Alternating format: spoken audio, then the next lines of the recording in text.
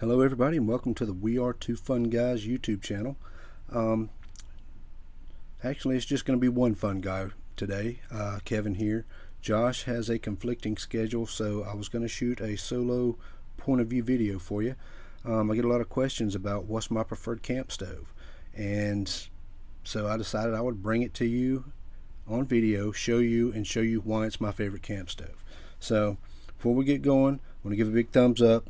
Tell Josh, hey dude, sorry we can't get our schedule straight, but I want to make sure we get a video out there for the fans. I'm going to bring my favorite stove to you, and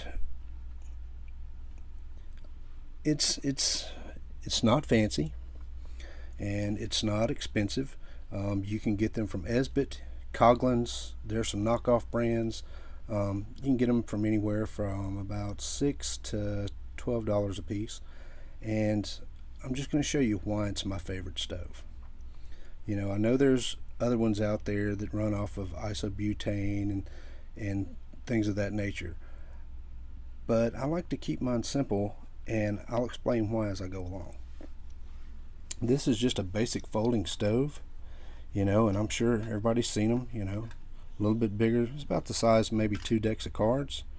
And the reason I like it is because it's almost an unlimited fuel stove.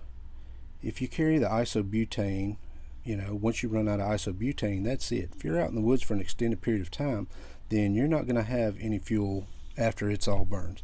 So I'll show you why I like this one. It's a multi-fuel stove. All right, first I'll open it up and I'll kind of go over the contents a little bit with you.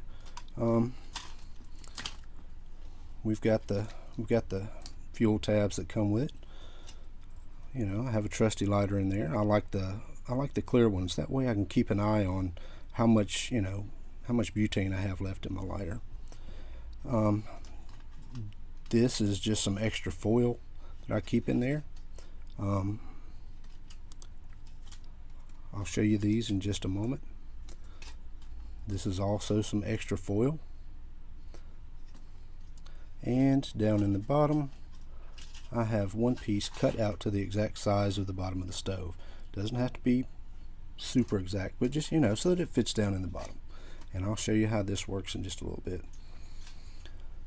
Everybody knows that, you know, you can take these and, you know, just for example, you can drop the cube in, light it, set your pot on top, you know, and basically let the fuel tab heat the water or whatever it is that you're cooking, which is great.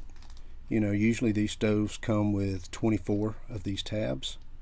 The Esbits come with fewer but larger tabs that can be split or broken or whatever you need. So first off, you have your solid fuel, which works pretty well.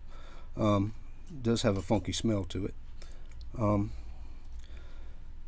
know, then you have those that say, well, I like an alcohol stove. Okay, so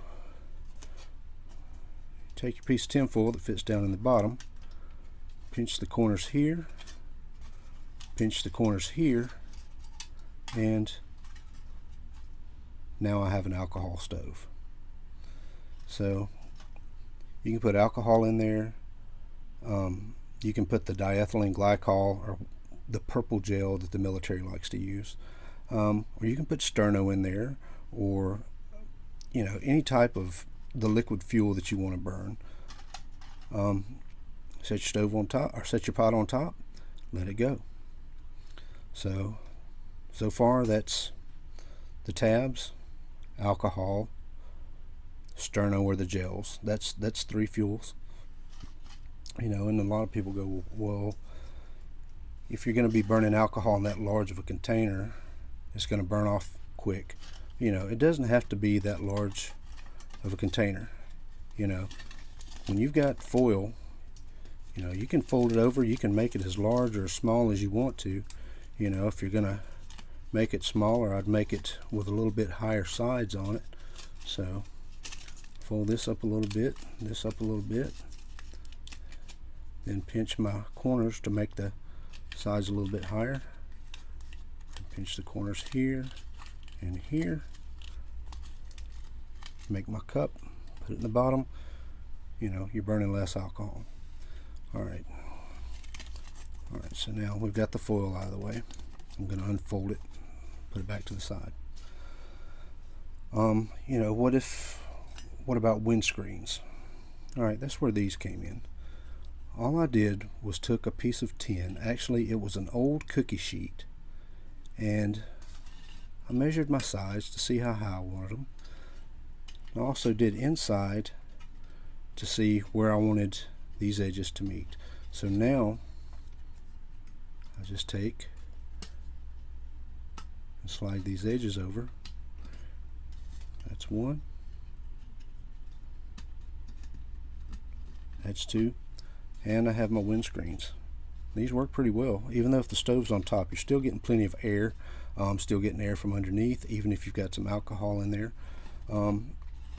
So yes, all these fuels, the tabs and the gels and the alcohol and everything, can be a limited supply if you're out in the woods for an extended period of time. But another thing that I like to do is, if I don't need to burn my tabs or alcohol or gel or sterno or whatever, you know, I switch to a renewable resource. So I just kick one of these out of the way, and since I am indoors, I'm not going to be lighting a fire, and I don't have any actual examples of sticks or anything inside, so I'm just using a couple of items to, you know, demonstrate, you know, if I had sticks or pine cones or anything else, you could put them in here. You know, 2 or 3 pieces, set your stove on top. If you needed more flame, you could take this off, you know, and put items in from this side, or, you know, put multiple items in from this side and just work them in as you needed them. As they burn, you just keep advancing it forward. So, you know, when you have an unlimited supply of something, I consider that, you know, highly beneficial. It's like using a Fresnel lens. It only works if you have sunlight, but you know, if you do, it's a renewable resource. This right here, if you run out of wood, then you're pretty much in a deserted area or in a desert, period, or have no access to anything that will burn. You know, you could even put paper in here if you wanted to. So this is my favorite stove, and now you know why. And if you were wondering about the extra tin foil, never hurts to have extra foil. You know, if you wanted to wrap something, you know, maybe set it on top. You know, if you had a couple of tent stakes that you could lay across, put one there, one there, one there, and one here. You could have a small grill if you wanted to. If you wanted to wrap something in foil, set it on top, cook it. Yes, I know you can cook it on a fire, but this is in situations that you're maybe in a closed space, you're under your tarp. You know, I wouldn't recommend cooking inside of a tent, you know, but if you don't have a tent that's got a, you know, a porch or, you know, an awning on it, then, you know, do what you got to do. But, you know, that's it. I hope everybody enjoyed the video. I hope you learned. I hope, you know, maybe you got a better appreciation for this little inexpensive stove. You know, it doesn't take a, you know, $100 jet boil or anything to cook outdoors. I'm one of those, you know, I like to keep it simple. You know, these you can even narrow it down for a smaller pot. You can widen it out for a larger pot, whatever you need to do. But anyway, I hope you liked it. Stick with us. We'll have more videos to come. Josh and I'll be back together soon, shooting more videos, you know, in tandem. So big thumbs up to the men and women in uniform. We appreciate everything you do for us, and we appreciate you putting it on the line for us each and every day. And, you know, not just the military. We appreciate, you know, all the men and women in blue uniforms, whether it's police officers, firefighters, EMTs. You know, thanks for all you do.